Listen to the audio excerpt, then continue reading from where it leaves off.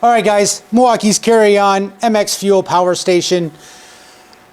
Why does a guy that has a tool trailer with a battery bank and generators, why does he buy that?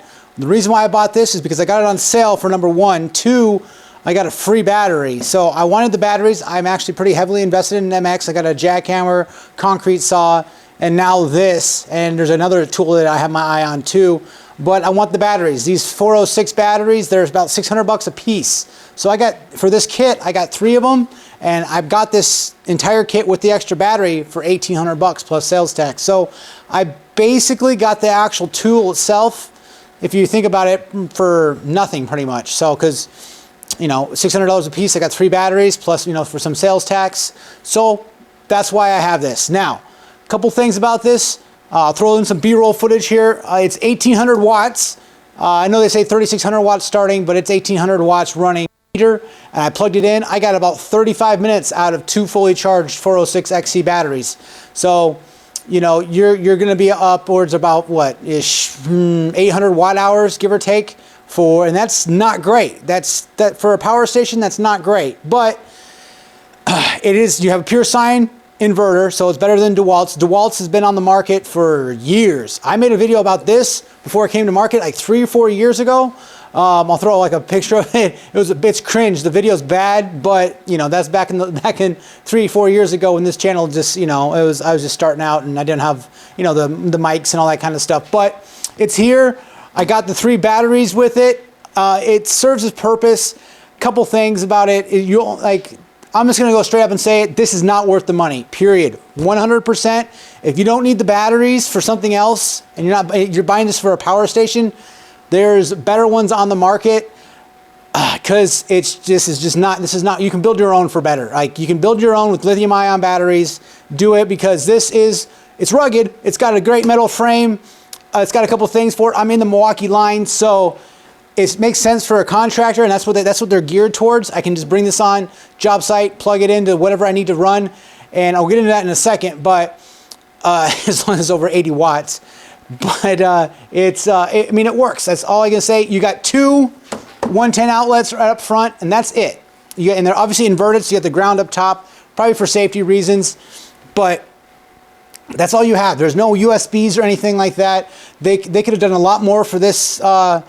This power station, I get what they're, this is bare bones. Like you need power, boom, you got 1,800 watts, your miter saws, your table saws, whatever, it's 15 amps, corded, it works. It does work, but man, they left a lot on the table, and this is definitely an F as far as I'm concerned with them. I have high standards for Milwaukee.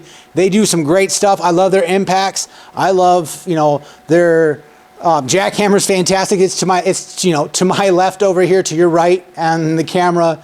The thing rocks. The cutoff saw, yeah, you don't get much runtime, but it works. I mean, I can put this, like I've had this, my garage lost power and my outlets lost power, so I've actually plugged this into my freezer, powers it right up, no big deal. I just did some testing on it. This does work, but man, there's like, it's like, oh, it's a car. It's got 4 wheels and a windshield, but man, it could have, they could have really done something to give it like some air conditioning. They could have actually.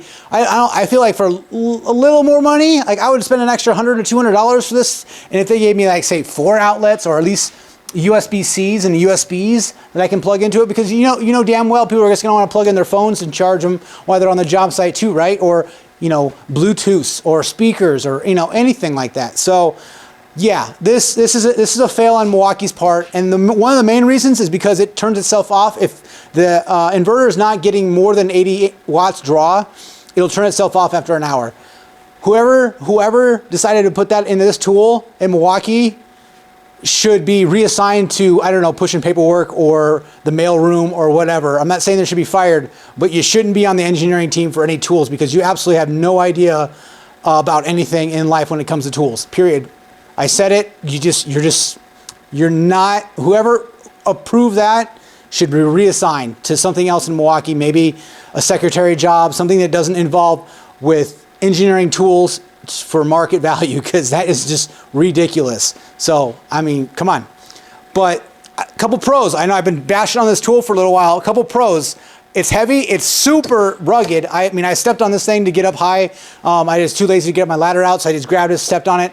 I'm fat. I'm like 290 pounds now. So yeah, I mean, it's rugged. I'll give it that. It is definitely better. I will definitely say definitely better than DeWalt's. Now theirs has been on the market for, I think, shoot, over half a decade now.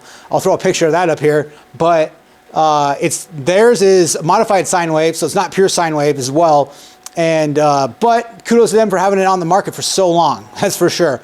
Milwaukee's always late to market with stuff, but they usually get it right. This one, they didn't. Yeah, it works. I'll plug something into it, absolutely powers it on, great. It's got its fans. Could have did a little better for inside. You can look inside and see, you know, circuits and stuff like that. So I'm not sure how, you know, it's going to do with dust and stuff, dusty environment, but time will tell on that one. I do like their MX line. Maybe not this tool. It's definitely my least favorite tool so far. But why I got this, simply for the emergency, like say power goes out, like I just powered my freezer on while I kind of diagnosed what was the problem with my GFCI. And, you know, something happens, power goes out, I can bring this up to my daughter's room, plug in a fan if she needs it. That's, you know, it's fantastic for that. No gas. That's the MX fuel line. That's why you invest in the MX fuel line. No gas. I can go inside houses, do a jackhammer, do cut-offs tools, you know, cut out concrete, all that good jazz. No worries about fumes. That's why you invest in this, and that's why I invested in it as a contractor. So that's, I mean, other than that, on the back end here, you're showing the B-roll footage here. On the back end, you got 2 screw holes where you can mount a charger. I would have liked to see at least 2 chargers, maybe. Like that would have been nice. You know, you can definitely do dual chargers. I've got a dual charger. I got a supercharger right here. So you know, you got some things they did think about a little bit. I do like the battery location, you know, top and bottom. That's you know, whoever decided to do that, fantastic. I know they're coming out with a 12 amp. I think this is like a 6. I think it's like a 406. So what is it? 6 amp hour for at 70. This is 72 volts. I mean, I guess it's 80, but when it's running, it's 72 volts. So they got a 12 amp battery coming out, which is bigger, obviously. So hopefully it fits. I'm assuming it does, because that would be a really bad engineering mistake. But that would be nice for that as well. It does last. Like, it's pretty efficient. I will say pretty efficient. You know, just charging batteries, having it on, doing stuff. Like, I mean, I had it on for the last 2 hours, just charging some batteries and just kind of putting it through its little paces. And it barely went, I think it shoots through maybe 25% of one battery. So it does have some pretty good run time when you're not using it very hard, but obviously you're stuck with 800 watt hours of usage, which is not great when it comes to battery, you know, like a power station, if you will. If you're thinking of like off-grid power station, you want more than 800 watt hours. And granted, I have 8 of these batteries. I have 8 406 batteries. So, you know, I do have some, you know, that's where it comes in, where I can just slap new batteries in. And that's where once you have that big investment in this tool line, that's where these tools kind of shine. That way you can just slap another battery in, you keep working, keep doing what you need to do. I don't have hardly any cordless tools. Paint sprayer and tile saw. Those are the only 2 cordless tools I own. Everything else is cordless, period.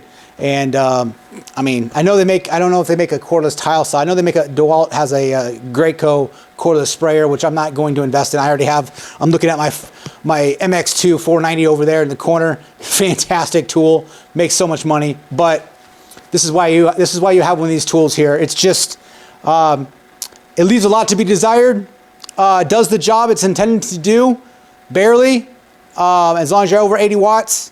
And yeah, but Milwaukee, I mean, I hope they don't, you know, bring us a version 2 out anytime soon, because it's going to piss off all the version 1s. But it would be nice to have one of these that has a couple more outlets, you know, a little more usage, maybe some more mounting plates, mounting spots to put stuff on it, because this is you know, you got a home run here if you put a little more time and energy into it, for sure. So that's all I got for this tool, you guys. I bought this with my own money, not at all sponsored by any means. And yeah, that's where we're at here. If you want to support the channel, like and subscribe for more content. I always post reviews of the tools that I buy, and honest reviews. See you guys on the next one.